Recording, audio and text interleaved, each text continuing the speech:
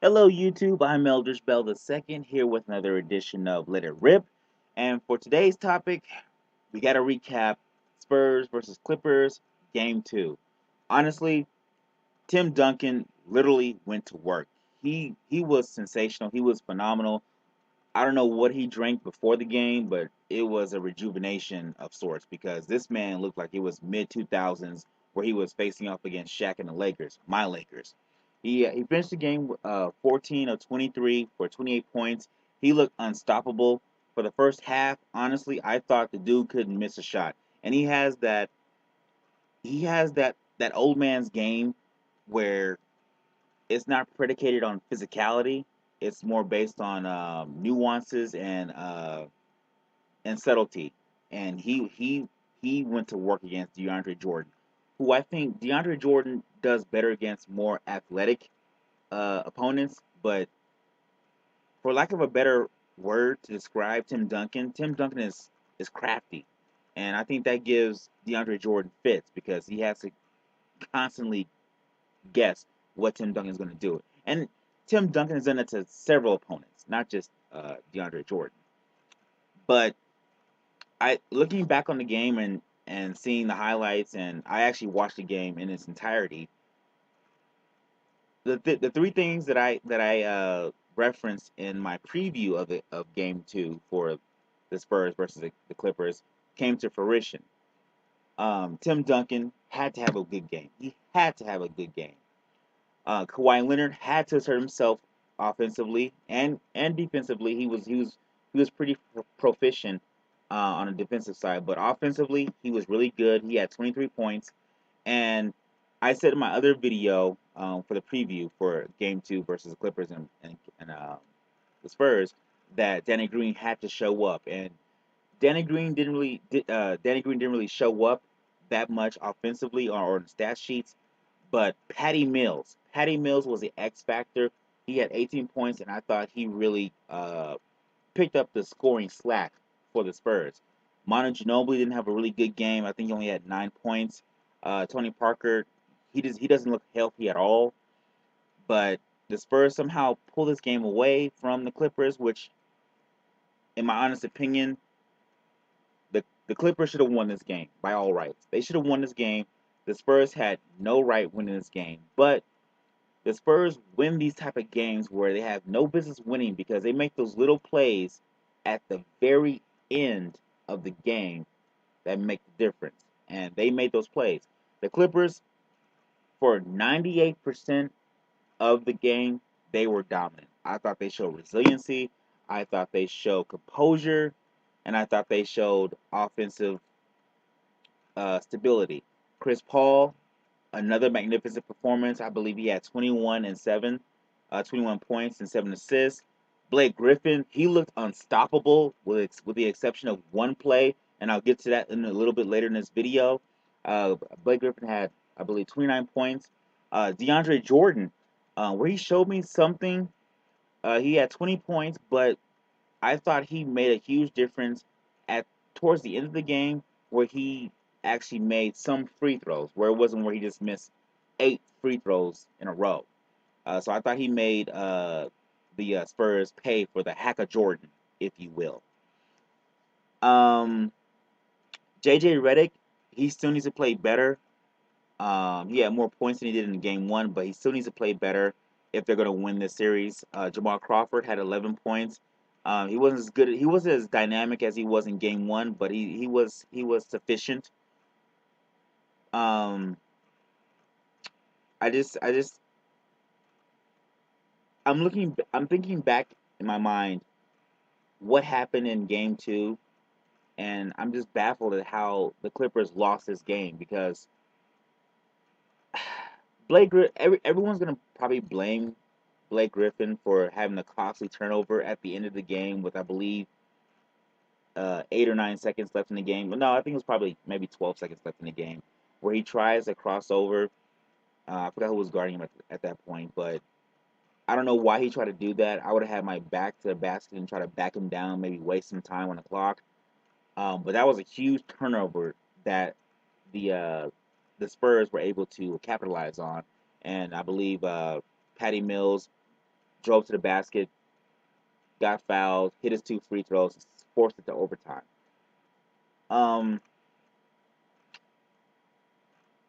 those are the mistakes that the Spurs don't make at the end of the game. And that's honestly their pedigree, their championship pedigree. Because granted, the Spurs weren't flawless for the game, but at the last 20 seconds of the game, they were flawless, and they did enough to keep themselves in striking distance with the Clippers.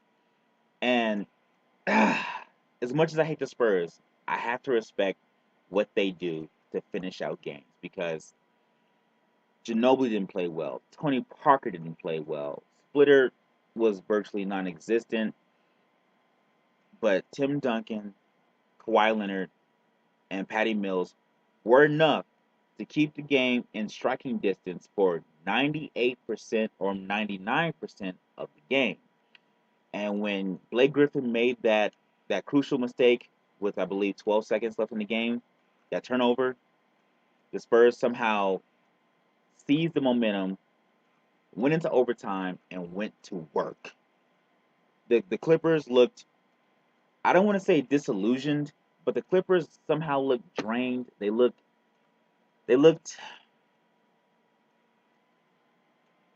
for lack of a better word, mentally exhausted. They looked, I don't want to say beaten, but I kind of want to say beaten because I felt looking at their facial expressions and their body language, how they felt in shock that they were actually in overtime playing against the Spurs because they felt they should have won the game. And they should have won the game in regulation. But these are the games, if the Clippers are going to be a championship team, they cannot lose. The Spurs basically gave them this game because the Spurs, as good as Tim Duncan was and Kawhi Leonard and Patty Mills, they still did not execute well. They had turnovers in the last 3 minutes of the game. They missed open jump shots when they were swinging the ball perfectly well, but they were missing open jump shots that they normally don't miss. And if you're the Clippers, you have to look back at this game and say, we gave them a game. We gave them a game that we shouldn't have given them.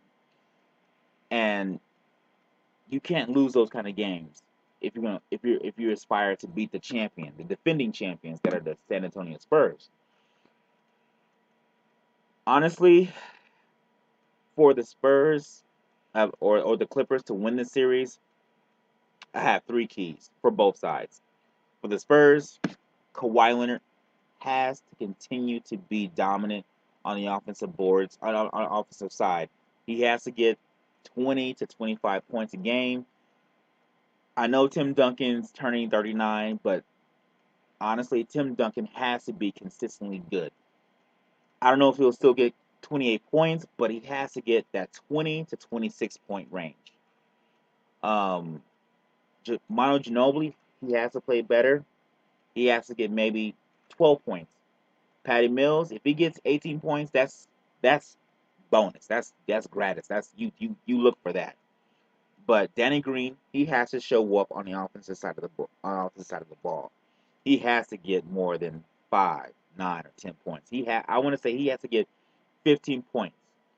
Um, Tony Parker, he has to play better. I mean, he's hurt, but somehow he's got to find a way to get healthy.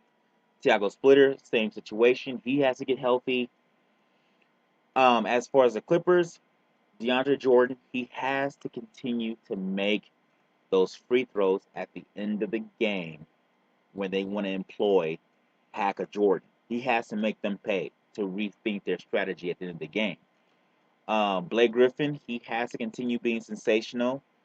I don't want to say he had a bad game just because of one play, but he has to limit those kind of turnovers. He can't think he can blow by players. Sometimes you just have to just suck it up and pound players at the end of the game.